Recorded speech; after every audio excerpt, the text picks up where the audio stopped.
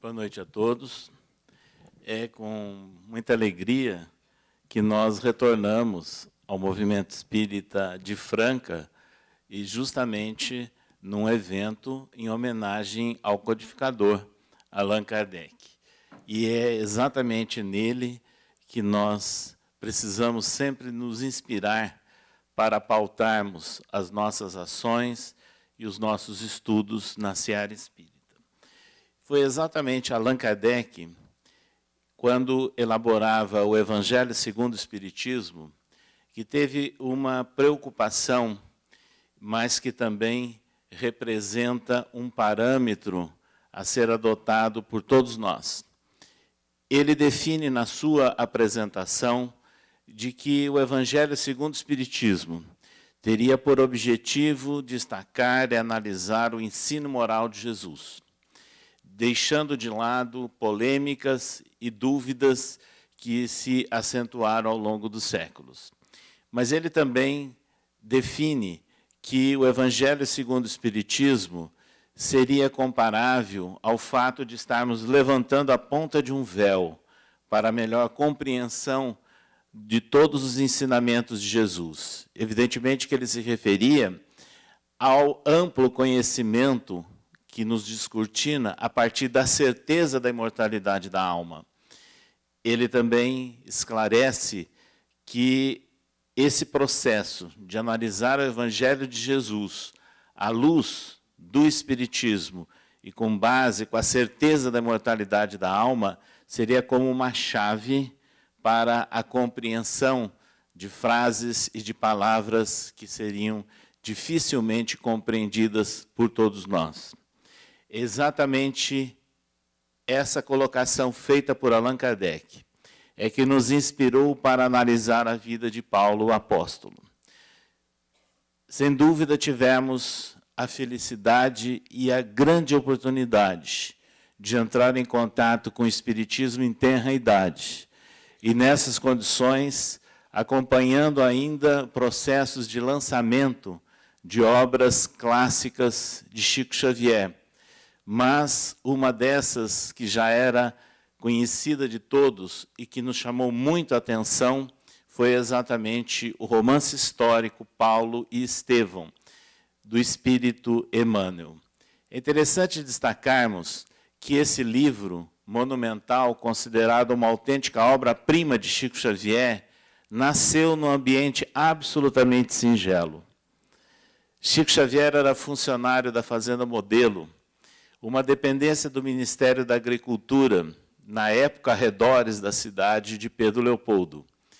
E graças à dedicação dele ao Espiritismo e ao fato e à seriedade com que ele se portava também como funcionário público, o seu chefe, Dr. Rômulo, permitiu a ele que ele utilizasse uma salinha da sua residência, no primeiro andar ou no térreo, para que nos momentos de lazer ou nos momentos de almoço, ele utilizasse para meditação, para preces ou para redações. E foi exatamente ali que ele psicografou sozinho o romance Paulo e Estevão. E Emmanuel encerra o livro com a apresentação assinada no dia 8 de julho do ano de 1941. O mesmo dia, 8 de julho, evocativo do início da primeira psicografia de Chico Xavier, que aconteceu no ano de 1927. Assim, esse romance portentoso nasce nesse contato com a natureza, com a simplicidade e, nós diríamos, com o silêncio da solidão íntima de Chico, evidentemente que assessorado por uma grande quantidade de espíritos luminares e o próprio Emmanuel.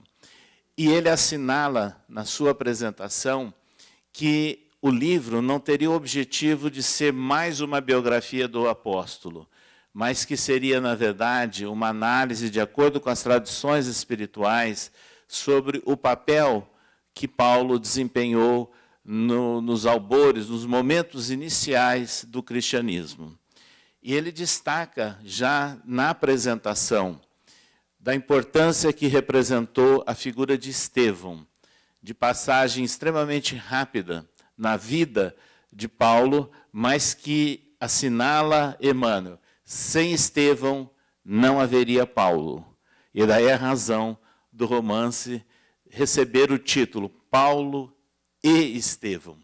E é nessas condições, e considerando todos os fatos que Emmanuel nos saboreia com uma atenção, com uma profundidade incrível, como se estivéssemos assistindo a um filme, a cada leitura desse livro, é que nós entramos em contato com textos de Atos dos Apóstolos, com textos das epístolas de Paulo, e ele, reunindo essas informações básicas, fundamentais, traz complementações de natureza espiritual para a melhor compreensão nossa de toda a epopeia, de toda a trajetória que foi desenvolvida por Paulo. Ele, na realidade, Saulo, nasceu na cidade de Tarso, aproximadamente 4 anos após o Cristo. E é nessas condições, num lar extremamente preparado, na região hoje da Turquia, na época Ásia Menor, a cidade de Tarso era um entroncamento importante, mas, sem dúvida nenhuma, um dos principais centros helênicos. Desde a colonização ou a invasão de Alexandre o Grande, ali se estabeleceu uma cultura grega muito sólida, onde, inclusive, viveram alguns filósofos estoicos antes de Paulo. E é nessas condições que o jovem Saulo foi criado, dentro da cultura grega, ao mesmo tempo nascendo numa família judia, então seguindo toda a tradição judaica, e teve condições, em função dos estudos e das suas tendências, de ser encaminhado a Jerusalém, onde ele seria tutorado pelo grande mestre do judaísmo, Gamaliel. E é nessas condições que ele se destaca e vem a se transformar no doutor Saulo de Tarso, um fariseu ortodoxo, especialista, portanto, dominando a lei mosaica, o Torá. E isto é de máxima importância para a nossa compreensão, considerando que naquela época as terras ali de Israel eram, na verdade, um estado teocrático. E nessas condições, a base, né, de toda a vida, de toda a legislação, de todas as normas, estavam assentadas no Torá. Guardadas as devidas proporções, o Sinédrio, naquele tempo, como guardião do Torá, guardião da lei mosaica, seria comparável a um Supremo Tribunal Federal, que é o guardião da Constituição. Vejo, então, a importância que representava toda a preparação do Dr. Saulo e o futuro promissor que ele teria, não é, dentro de sua carreira. Mais jovem, estudioso, impetuoso, radical nas suas posições, mas fiel exatamente àquilo que ele havia estudado e tinha certeza. Ele teve uma série de dúvidas com relação a seitas que poderiam estar surgindo naquele cenário, e entre essas, daqueles homens que eram considerados os chamados homens do caminho, ou seguidores do Cristo que havia sido crucificado. E, em função disso, ele veio a conhecer, foi procurar se informar sobre o local onde se reuniam aqueles seguidores do Cristo. E encontrou os homens na Casa do Caminho, um local bastante simples nos arredores de Jerusalém, onde principalmente Pedro, Tiago e o jovem João faziam um trabalho interno de atendimento às pessoas necessitadas, favorecendo-as com as atenções de natureza de saúde para resolver problemas de saúde, medicação, alimentos, roupas, informações e consolo espiritual. Eles eram muito procurados por aqueles que ouviram dizer das informações do Cristo, dos chamados milagres que ele havia praticado, e iam buscar, então, os seus seguidores, os homens do caminho. Acontece que no dia que ele chega, lá estava falando um jovem, também de origem judaica, que adotou o nome cristão de Estevão. O Dr. Saulo se sentiu apequenado, porque ele, que tinha toda uma formação cultural, todo um preparo, viu um jovem com a facilidade da oratória, fazendo uma síntese do Antigo Testamento. Porém, ele chegou num momento nevrálgico, onde ele passa a falar do Cristo. E aí ele comete uma grande infração, uma blasfêmia perante a legislação vigente naquela região. E ele, como fariseu, adotou a mesma postura que os fariseus adotavam com relação ao Cristo, fazendo provocações, lançando perguntas, interrogações, que eram com o objetivo de comprometer as pessoas no momento de suas respostas. Até o instante em que Estevão reafirma, sim, a sua convicção no papel do Cristo, reconhecendo como Messias. Em função disso, ele veio a ser chamado perante o Sinédrio, foi julgado, condenado e levado ao apedrejamento. Essas cenas bastante conhecidas fizeram com que ele se transformasse no primeiro mártir do cristianismo após a crucificação do Cristo, e também o doutor Saulo, o jovem, garboso, inteligente, promissor, no primeiro grande algoz do cristianismo. As coisas não pararam por aí, porque o doutor Saulo veio a saber logo depois que a sua noiva, Abigail, teria sido atendida num processo de enfermidade e convertida ao cristianismo por um velho chamado Ananias. E ele soube que Ananias estaria residindo em Damasco. E é nessas condições que ele obteve uma autorização do sumo sacerdote para lá se dirigir, para verificar o que os seguidores do Cristo estavam fazendo e, eventualmente, prendê-los, inclusive Ananias. E foi exatamente nesse percurso, próximo às portas de Damasco, que, repentinamente, à luz do dia, ele viu uma luz esplendorosa, caiu ao chão e reconheceu o Cristo que dialogava com ele. Mas, de uma forma totalmente inusitada, ao reconhecer o Cristo, ele lança uma pergunta: Senhor, o que queres que eu faça? Imaginem, pois, a cena do jovem que tinha toda uma autoridade, que tinha todas as condições de poder naquele momento e que ia perseguir cristãos. De repente, ele cede e pergunta: Senhor, o que queres que eu faça? Isso mostra que ele era um homem sério, fiel ao Torá. Mas no momento em que ele estava psíquica e espiritualmente abalado, em função de toda a trajetória com que ele foi atropelado nos encontros com Estevão, aquilo o perturbou bastante. Mas era uma preparação, poderíamos dizer, uma gotinha num copo cheio de água que transborda. Ele era o vaso preparado. Ele precisava provavelmente de um choque, mas foi um choque que é inigualável, porque ele veio a ser procurado pelo próprio Cristo. Vejam, portanto, que havia uma razão maior em todo esse planejamento, em toda essa sequência de episódios. Foi recomendado que ele entrasse em Damasco e que aguardasse. No terceiro dia, ele foi procurado justamente por Ananias. Mas Ananias foi alertado espiritualmente, que fosse atender aquele que tinha, sim, a predestinação do Espírito Santo, porque ele era preparado para falar a todas as nações, aos reis e aos judeus.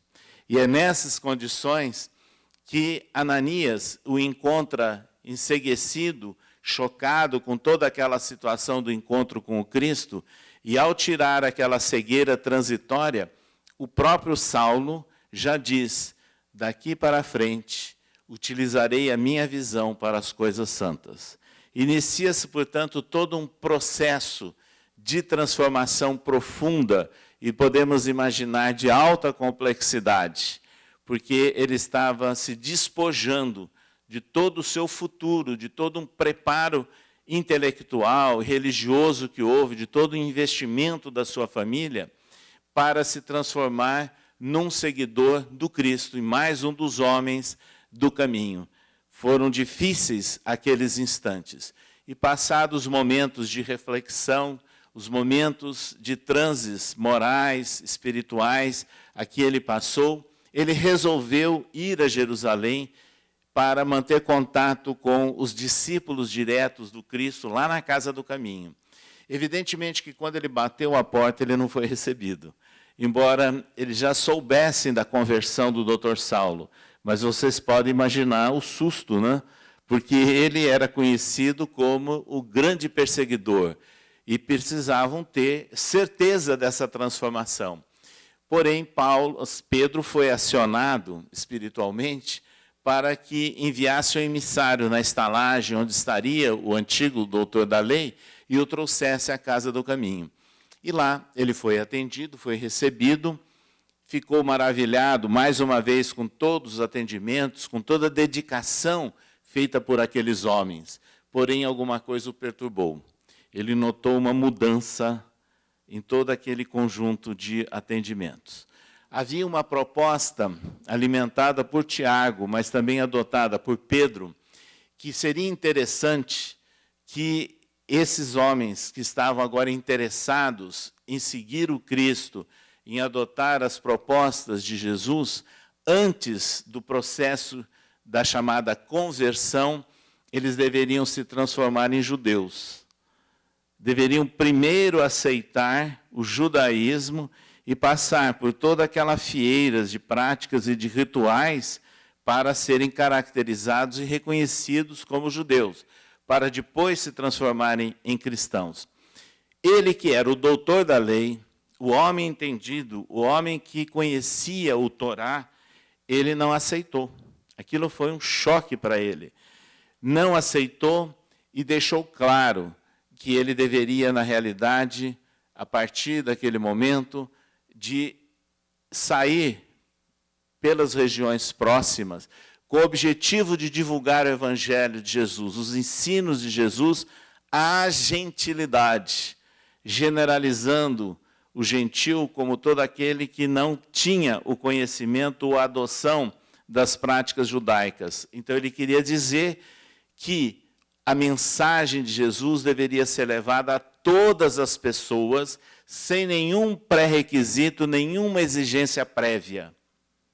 E isso foi realmente um momento que houve uma certa ruptura entre o doutor Saulo de Tarso e aqueles discípulos diretos de Jesus, que estavam, de certa forma, fazendo aquilo que em alguns países podem praticar, mas aqui ninguém conhece, de tentar fazer uma média. E toda média que se faz, você vê a consequência, a médio ou longo prazo. E era essa a preocupação deles, porque eles queriam aplacar o ódio, a ira do Sinédrio e dos sumos sacerdotes com relação aos seguidores do Cristo.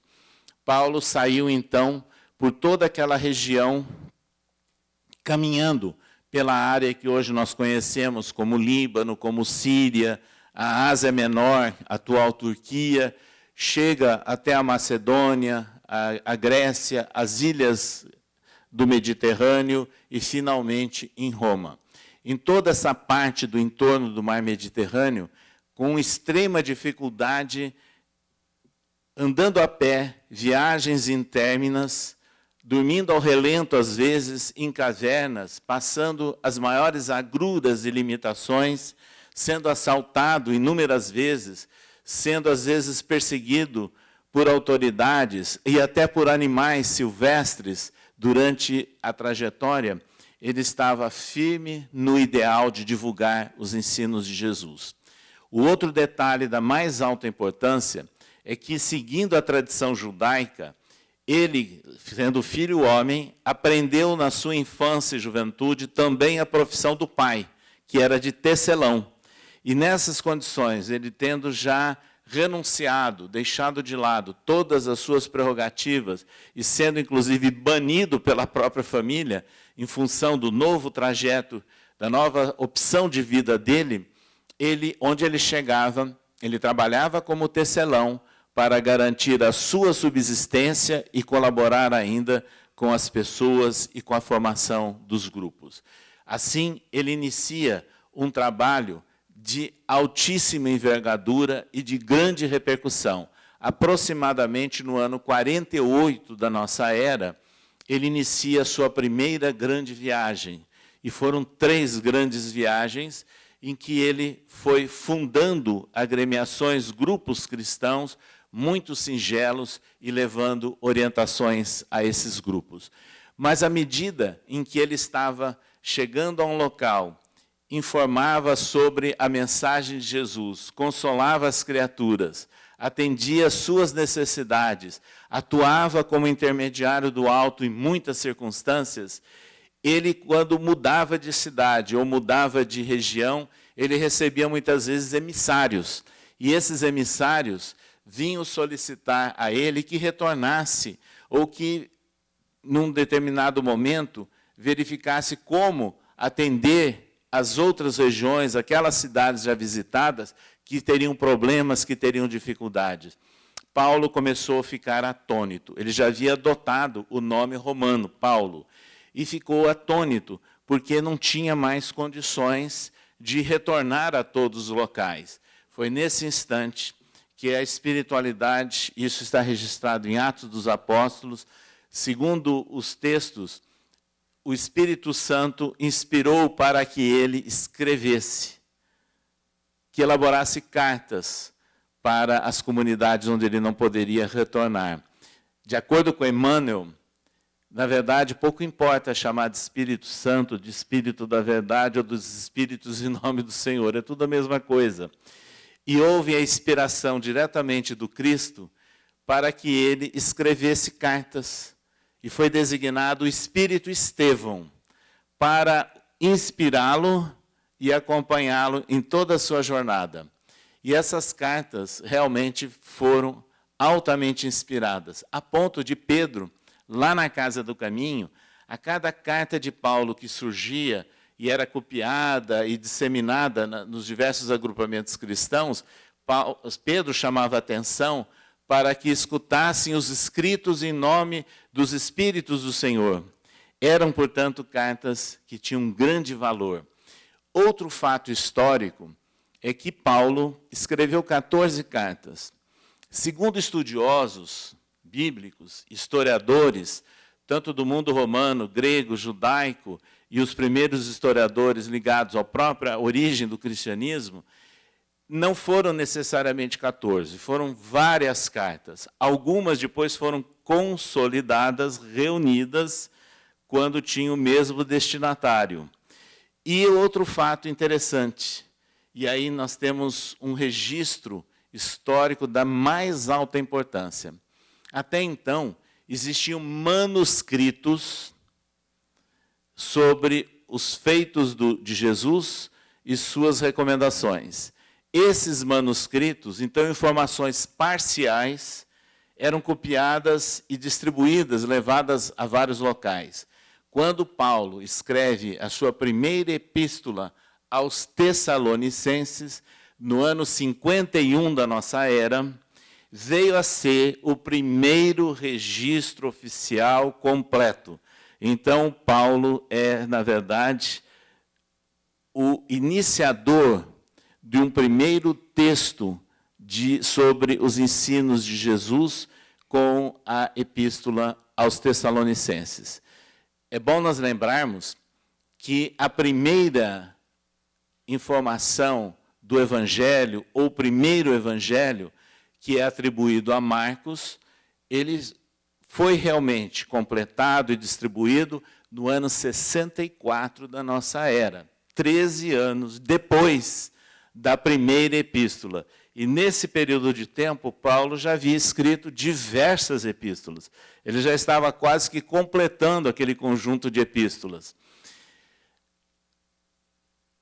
O segundo texto de um apóstolo do Cristo que é relacionado também com os registros de seus feitos, é um discípulo indireto, é o de Lucas, e que surgiu aproximadamente na mesma época que o de Marcos. Há, inclusive, dúvida histórica, se teriam sido simultâneos ou com uma pequena diferença. O terceiro evangelho, que é assinado por Mateus, esse é a certeza, foi, na verdade, divulgado no ano 70 da nossa era. E o último, que é o de João, e João foi o único discípulo do Cristo que não foi sacrificado e desencarnou nonagenário, então esse só foi completado no final do primeiro século.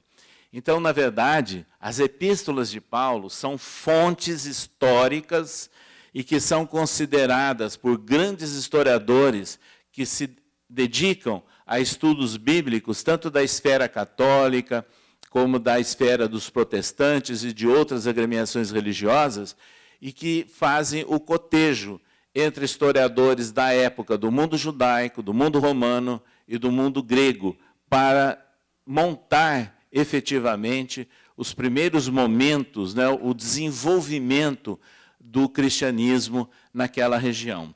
Então, as epístolas de Paulo têm essa característica histórica da mais alta importância. Mas, afinal de contas, o que falava Paulo, onde ele comparecia? O que escrevia Paulo nas suas epístolas? Paulo tinha uma característica. Ele não perdeu a impetuosidade dele como doutor da lei, como uma pessoa definida. Ele manteve essas características. Mas ele soube também adoçar em muitos instantes essas reações com um afeto quase que paternal para o atendimento de várias comunidades. Então, é aí que nós achamos extremamente interessante uma convergência de ideias. Porque se nós deixarmos de lado alguns textos de Paulo, alguns trechos que estão relacionados com problemas de relacionamento de um contexto da época, de legislação da época, de tradições da época, deixarmos de lado alguns conceitos que ele desenvolveu dentro de uma dificuldade muito grande para o tratamento, ainda de uma forma pioneira, dos assuntos cristãos, e que depois deram origem a dogmas. Deixando de lado tudo isso, nós verificamos que a essência das epístolas, o conteúdo básico dela, é absolutamente coerente com princípios do Espiritismo. E aí é que nós tivemos realmente a ideia de começar a valorizar as epístolas de Paulo naquilo que há convergência, naquilo que há realmente uma grande similaridade com princípios do Espiritismo trabalhados por Allan Kardec. Então, nós podemos dizer, ele, como doutor da lei, ele defendia a ideia de Deus. Primeira pergunta de O Livro dos Espíritos. Mas ele defende a ideia de Deus único de uma forma diferenciada e completamente alterada dos registros do Antigo Testamento. Porque não era mais ele, o doutor da lei, defendendo o Torá e falando de um Deus que era Senhor de exércitos, de um Deus que era, na verdade, Deus de uma nação e que se regozijava com práticas exteriores, com ritos, e que, se fizessem isso, estaria resolvida toda uma situação. Ele não aceitava mais aquela conceituação de Deus numa figura quase que humana, que é a de Jeová. Ele trabalha a ideia de Deus trazida pelo Cristo. Deus é Pai, Deus é misericórdia, Deus não julga, Deus não condena. O Livro dos Espíritos nos diz que a lei de Deus está esculpida na nossa consciência.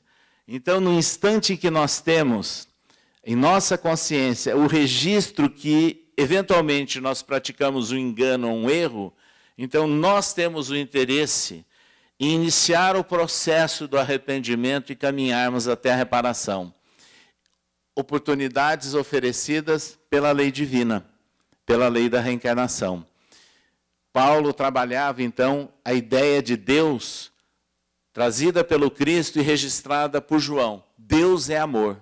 Ele diz tudo. Deus é amor.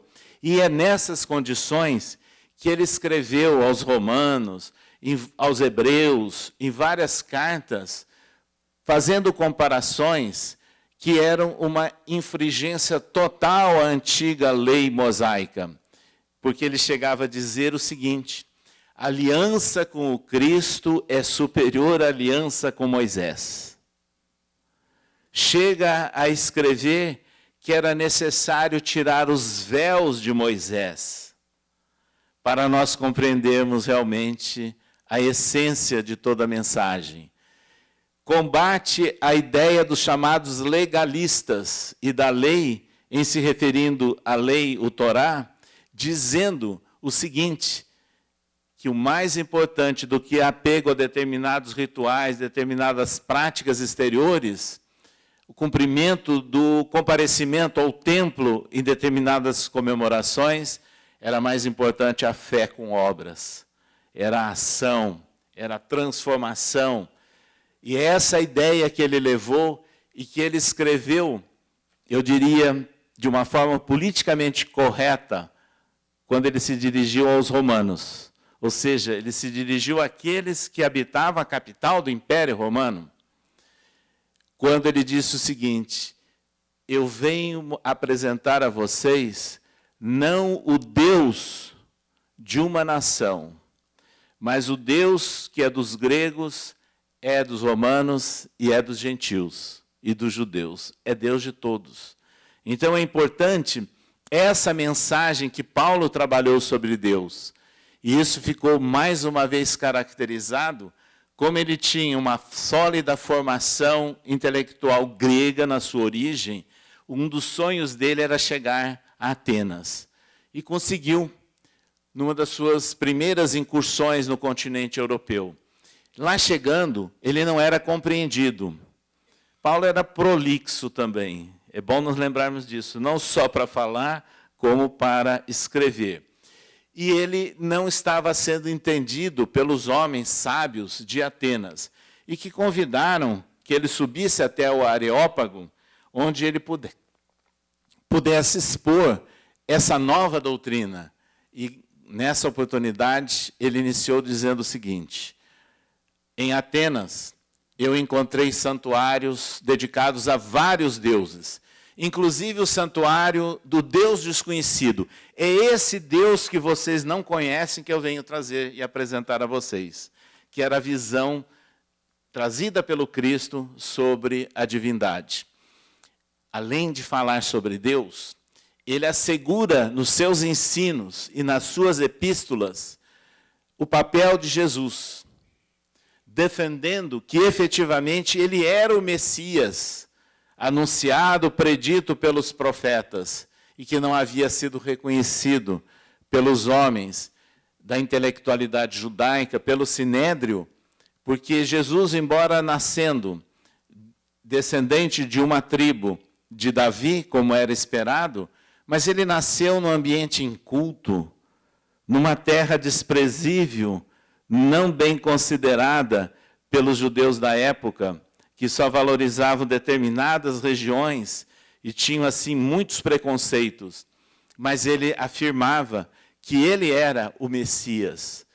E não apenas isso, e destacando os seus ensinos.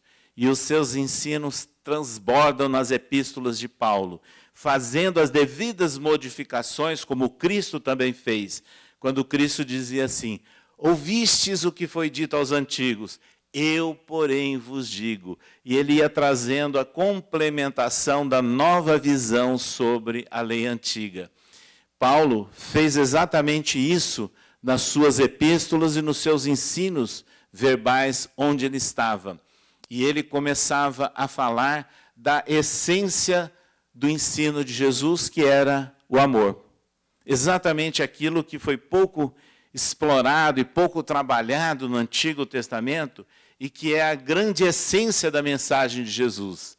E isso fica registrado em vários instantes. Porém, há uma epístola muito pouco divulgada. A epístola de Paulo a Filemon. Quem era Filemon? O homem rico que morava na região de Colosso, então no centro da Ásia Menor, atual Turquia. Acontece que um escravo, e o escravo naquele tempo era propriedade do patrão, ele não era um servidor, ele era propriedade. Um escravo fugiu. E o escravo de Filemon foi bater lá no outro extremo da Ásia Menor, na região de Éfeso. E veio a conhecer Paulo, que estava preso, em um dos muitos momentos em que ele esteve aprisionado. E Paulo o converteu ao cristianismo. Porém, Onésimo, que era o escravo fugitivo, estava muito preocupado, porque se fosse identificado como escravo fugitivo, ele estava sujeito às mais pesadas sanções, de acordo com a legislação da época. E depois de muito conversar com Paulo, Paulo o convenceu que voltasse ao encontro com Filemon, imagina o risco, né? Mas que levasse uma carta. E ele redige, então, a Epístola a Filemon, onde ele pede simplesmente o seguinte, que aceite Onésimo como um irmão. Ou seja, ele está trabalhando o amor cristão, pedindo perdão, que houvesse o perdão àquele homem e que o recebesse como irmão. Evidentemente que tanto Onésimo como o Filemon se transformaram em ceareiros cristãos e mais tarde vieram até a ser sacrificados. Mas esta epístola, ela registra essa preocupação, então, a essência do amor. É também na primeira epístola dirigida aos Coríntios que Paulo trata da mesma questão e que é trabalhado no Evangelho segundo o Espiritismo. Uma frase muito lembrada. Se eu falar a língua dos anjos e não tiver caridade, nada serei. Porém, Paulo escreveu em grego, não foi em aramaico. E a palavra que ele usou em grego, segundo os grandes estudiosos bíblicos, a tradução correta da palavra que ele usou em grego é amor. Então, se eu falar a língua dos anjos e não tiver amor, nada serei. Não muda a ideia da tradução que Allan Kardec adotou, que foi do Maître de Sacy. Mas a palavra amor, ela é mais ampla, ela contém a caridade, ela é mais ampla. Então, ele fala do amor como a base, como a essência. E é interessante que outro princípio básico e relacionado com a doutrina espírita, e que foi muito utilizada por Paulo, tem a ver, inclusive, com a informação precursora que Ananias recebeu, que ele era o homem preparado para falar aos reis, às nações e aos judeus. E isso efetivamente aconteceu. Em vários locais em que Paulo comparecia, ele fazia questão de ir à sinagoga. E lá ele se apresentava e começava a falar da lei, porém chegava num determinado momento que ele entrava no Cristo. Aí ele passava a ser alvo de perseguições e de tentativas de condenação, e muitas vezes foi apedrejado, sofreu açoites, foi preso, foi jogado ao lixo, dado como morto, passou as maiores intempéries nessas circunstâncias. Todavia, ele levava exatamente aos judeus aquela mensagem, e levou aos governantes, levou também aos reis. Na sua primeira viagem, quando ele aporta na ilha de Chipre, no mar Mediterrâneo, ele foi procurado de imediato, porque ele já era conhecido, porque o governador romano Sérgio Paulo, cujo título oficial era procônsul romano, estava doente há muito tempo, e já haviam procurado e trazido magos, curadores, e ninguém havia resolvido o problema de saúde de Sérgio Paulo. Porém, Paulo curou. Então, ele exerceu a mediunidade. Exerceu a mediunidade em vários momentos. Inclusive, com a pitonisa da cidade de Filipos, ali na Macedônia. Quando ele lá chegou, ele verificou que uma senhora o acompanhava em muitos locais e chamando a atenção dos circunstantes para que ouvissem o enviado do Senhor. Paulo não sabia quem era.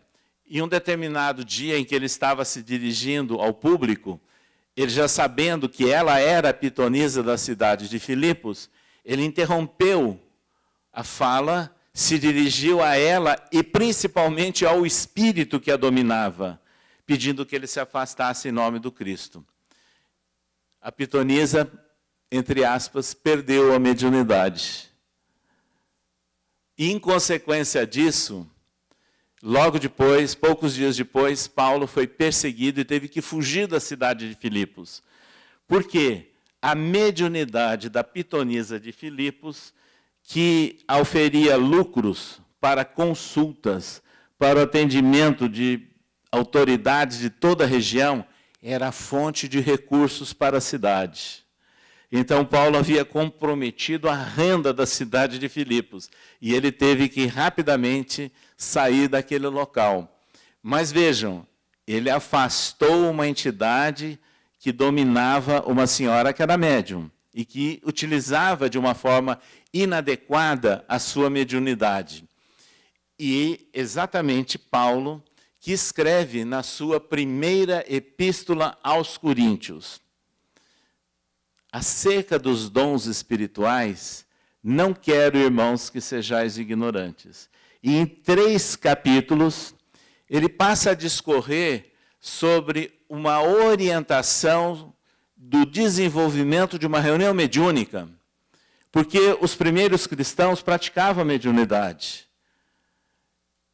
E ele reconhece vários dons espirituais e dando orientações. Mas ao final diz assim, mas que se faça tudo decentemente e com ordem. Então, ele dava orientação também sobre a prática com o intercâmbio em relação à espiritualidade. E outro fato notável é que, no Novo Testamento, a palavra espiritual, ela é usada 26 vezes. Dessas 26, 24 vezes por Paulo. E a grande maioria na epístola aos Coríntios. Então, Paulo, ele trabalhou também a comunicabilidade dos espíritos. Não só ele tinha certeza da imortalidade da alma, e ele falava isso ao falar do Cristo, dos exemplos e de toda a vivência que ele passou a ter, como deu orientações sobre a prática da mediunidade. Mas é ainda nas epístolas dedicadas aos Coríntios que surge um relato da mais alta importância. Ele faz referência a corpo espiritual.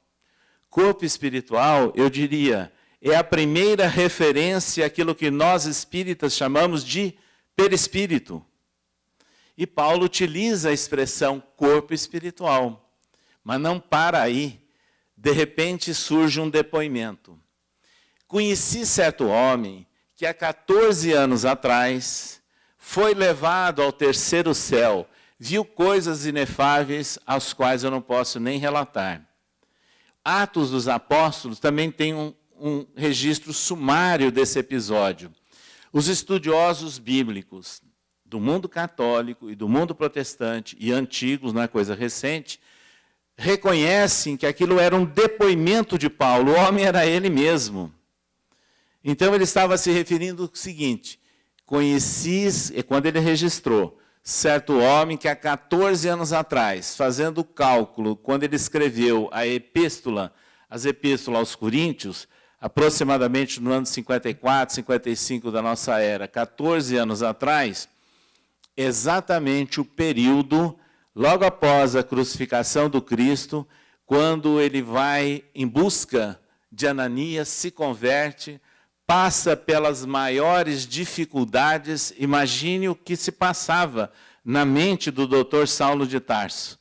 Despojado de tudo, tendo que começar um caminho que ele nem conhecia. E o que aconteceu? Ele adormeceu. Com intensas preocupações. E nesse instante, ele foi levado ao terceiro céu. E é Emmanuel, no romance Paulo e Estevão, quem nos decifra esse enigma. Ele passou por aquilo que nós chamamos de emancipação parcial. Não é rotina, não é o comum durante o sono de todos nós. Mas em algumas circunstâncias, nós, quando dormimos, o nosso espírito se liberta parcialmente e entra em relação com o mundo espiritual. Pode aprender, pode receber orientações e pode ver coisas também desagradáveis. No caso de Paulo, dadas as circunstâncias e o projeto de vida que estava reservado a ele, quando ele estava perturbado de preocupações, adormeceu, de repente ele vê a aproximação de duas entidades espirituais. Gesiel, nome judaico de Estevão, e a sua irmã, Abigail, antiga noiva do Dr. Saulo. E ele, ao ver os dois e reconhecê-los, chorando, atônito com toda aquela situação inesperada, de repente Abigail se antecipa. Saulo, por que choras? Se apenas começas. E aí Emmanuel estabelece o diálogo que ocorreu entre Paulo desdobrado e Abigail. E a cada pergunta, a cada dúvida que ele apresentava, ela trazia as orientações. E que tudo isso pode ser resumido em 4 palavrinhas, que são as recomendações da antiga noiva Abigail ao ex-doutor da lei Saulo. Ama, trabalha, espera e perdoa. A partir deste instante, naquela época de transição de Saulo para Paulo, é que ele teve uma solidez, uma convicção do caminho a ser percorrido, a partir das recomendações do Espírito Abigail. Então, no terceiro céu, que é uma alegoria judaica, porque eles imaginavam vários céus, era da tradição deles, ele sentiu, então, que ele se projetou ao chamado terceiro céu, dentro das condições de interpretação dele da época, e viu coisas inefáveis, e que foram essas orientações que pautaram toda a sua nova trajetória. Aí ele inicia o seu grande trabalho, a sua jornada do maior divulgador da mensagem de Jesus. Nós diríamos, do consolidador do cristianismo. E há vários autores que têm dúvida que se não tivesse existido Paulo, provavelmente não haveria o cristianismo como nós o conhecemos. É interessante a reflexão, portanto, de que os princípios de que Paulo trata, às vezes de uma forma inicial, de uma forma predecessora, tem muita relação com o Espiritismo. E aí vem, mais uma vez, a confirmação de que nós necessitamos, como diz Emmanuel, valorizar o ensino, a história de vida, a trajetória de Paulo para os momentos que nós vivemos agora. Ele tratou do mundo e venceu o mundo num mar de intempéries, de dificuldades. Não houve nenhuma tranquilidade, mas ele soube vencer a tudo isso e consolidar um trabalho que era a divulgação da mensagem de Jesus em todo o entorno do mar Mediterrâneo. E é interessante que ele se dirigiu a reis e governantes.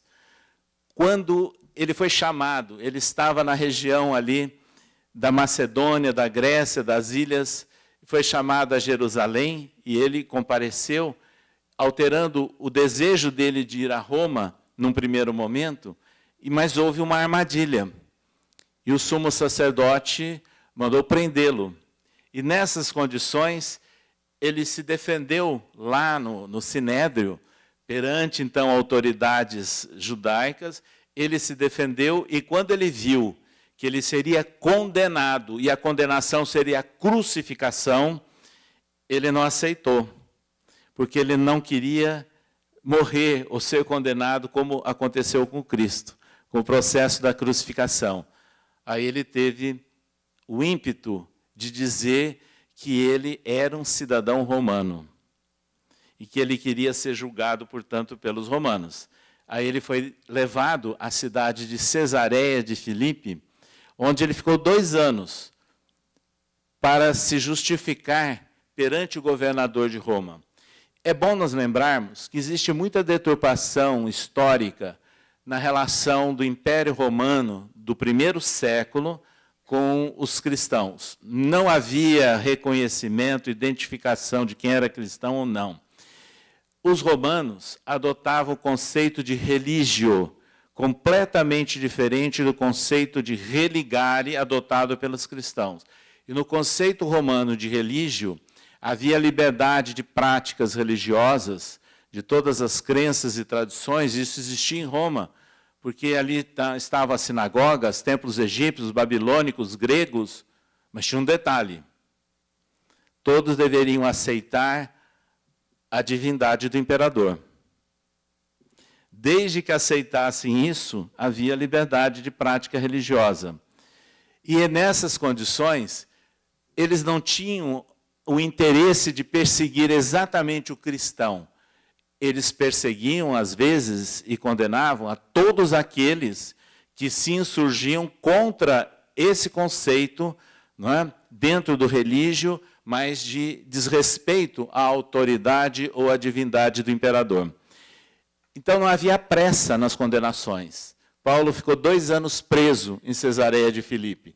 Mas quando houve a mudança do governador, aí houve uma pressão do Sinédrio, lá compareceu o sumo sacerdote com seu séquito, mais uma vez para pressionar o governador para autorizar a condenação daquele romano, porque o romano não poderia ser condenado pelo judeu. E aí Paulo teve mais uma ideia, apelando à sua cidadania romana. Embora ele tenha nascido em Tarso, que domínio do Império Romano, de cultura grega, de uma família judia, mas o seu pai era portador oficialmente da cidadania romana em função da sua projeção socioeconômica.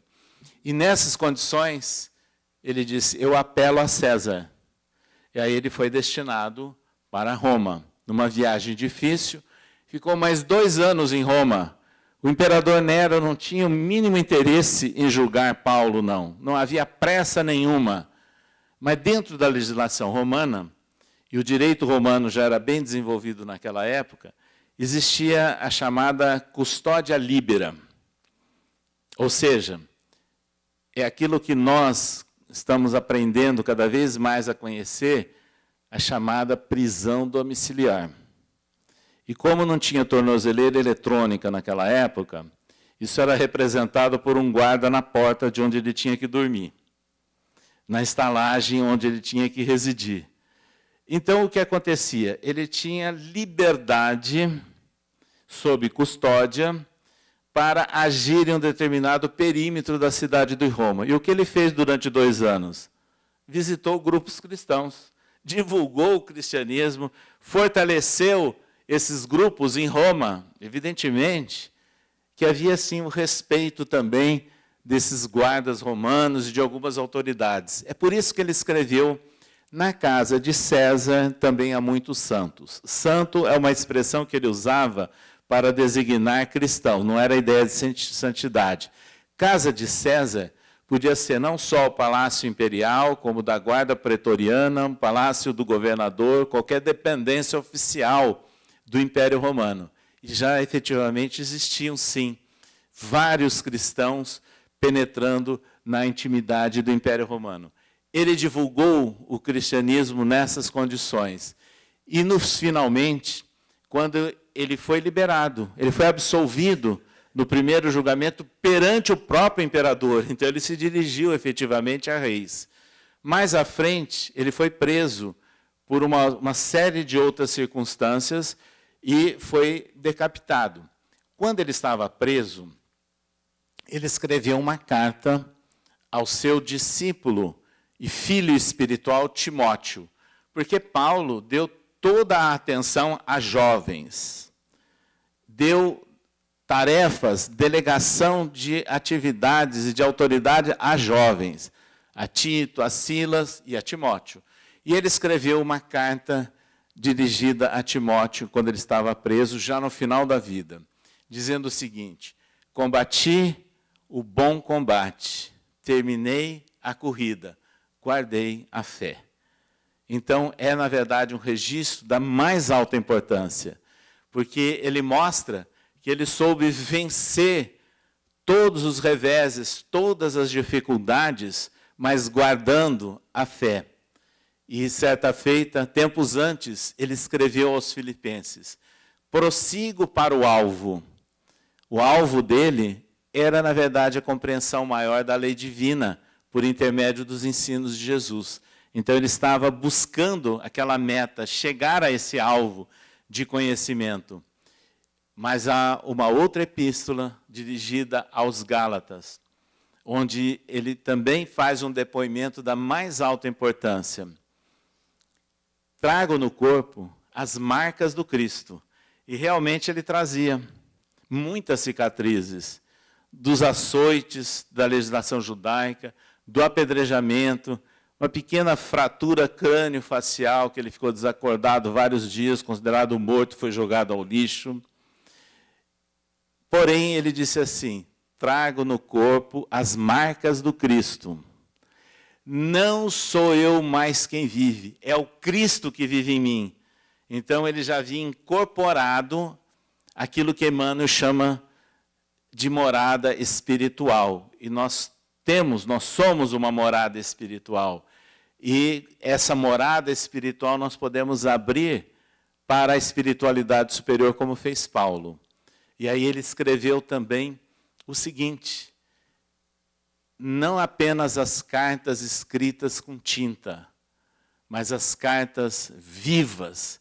Carta viva, na expressão de Paulo, era a carta da adoção na prática dos ensinos de Jesus, superando todas e qualquer práticas exteriores típicas do judaísmo da época. Mas ele também escreveu que nós deveremos ser embaixadores do Cristo, ou seja, representantes do Cristo. Nós somos herdeiros de Deus. Vejam, portanto, que ensinos belos e profundos, coerentes com a doutrina espírita, que nós encontramos nas epístolas de Paulo.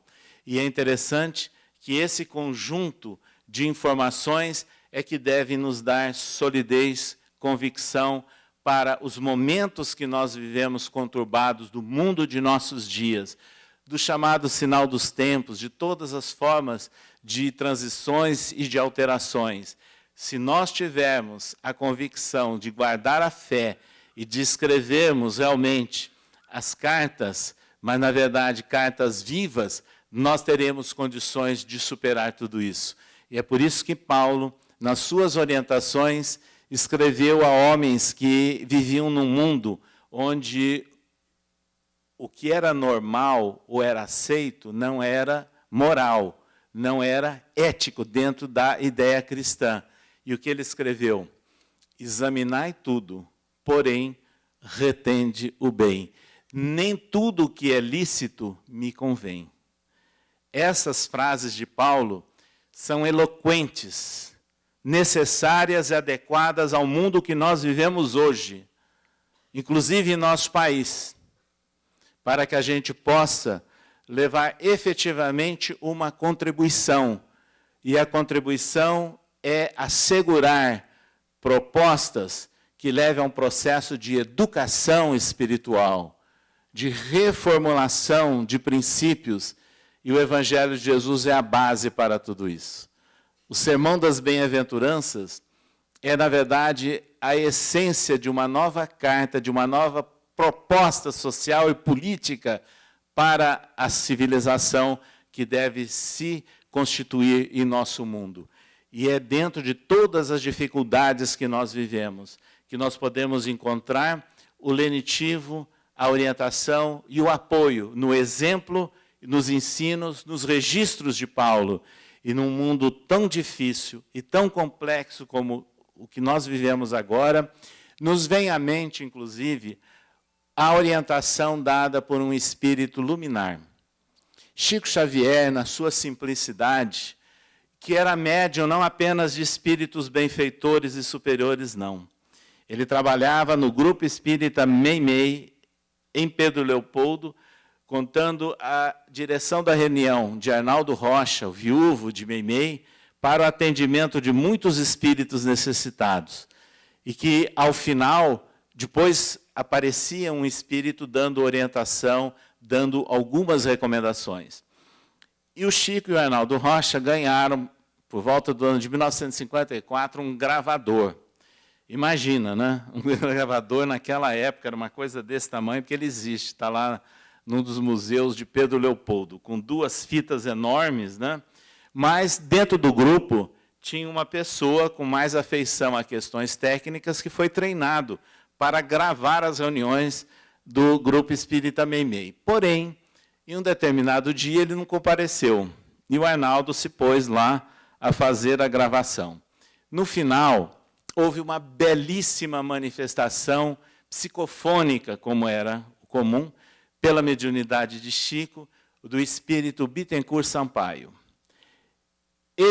Essa mensagem sensibilizou a todos. Quando terminou a reunião, e o Arnaldo foi mexer, ele levou um susto. Perdeu a gravação, ele não soube gravar. E criou um mal-estar, uma decepção em todos os circunstantes ali, e o Chico quietinho, ouvindo, de repente ele fala assim, olha, a Meimei, espírito, né, está aqui, e disse que no mundo espiritual também há gravadores. Vocês me arrumem papel e lápis que ela vai escrever a mensagem de Bittencourt Sampaio. E ele se pôs a psicografar. Quando ele leu, era ipsis literis aquilo que Bittencourt Sampaio havia falado pela psicofonia de Chico. E a mensagem se chama Cristo no Leme.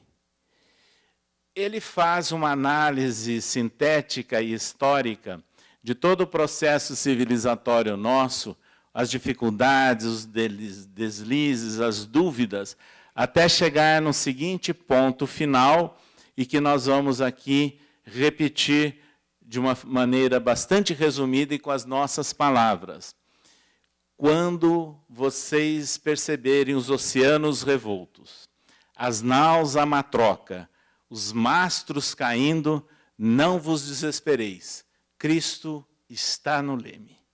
É essa mensagem de Bittencourt Sampaio, coerente com todos os exemplos de Paulo, que viu mastros caindo até em naufrágio, que assistiu a todas as dificuldades e situações as mais complexas na sua vida, e ele soube vencer porque ele combateu o bom combate, mas guardou a fé. Obrigado.